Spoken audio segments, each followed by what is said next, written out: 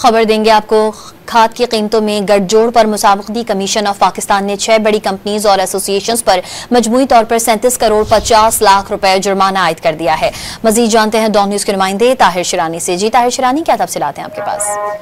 Ji, मुसाबकती commission of Pakistan की जानिब से जो एलामिया जारी किया गया है उसके मुताबिक फर्टिलाइजर के शोबे में कंपटीशन कवानीन की खिलाफ वर्जी पर खाद की कीमतों पर गठजोड़ बनाने पर 6 बड़ी फर्टिलाइजर कंपनियों और उनकी नुमाइंदा तंजीम fertilizer manufacturers of Pakistan advisory council पर मजमूई तौर पर 37 करोड़ 50 लाख रुपए का जुर्माना आयद किया गया है।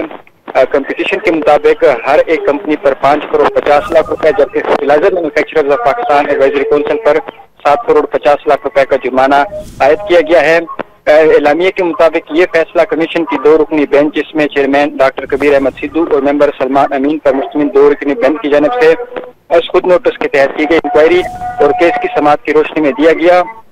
फैसले में कहा गया है कि फर्टिलाइजर सेक्टर की कारोबारी तंजीम और मेंबर कंपनियों ने एक आगाही मुहिम के नाम पर इश्तिहार जारी किया, जिसमें पूरे मुल्क में यूरिया के 50 किलो बैग की पूरे मुल्क में एक साथ कीमत मुकर्रर की, जो कि एक वाज़ेह गठजोड़ और कंपटीशन एक्ट की दफा 4 की खिलाफ वर्जी करार दिया गया है।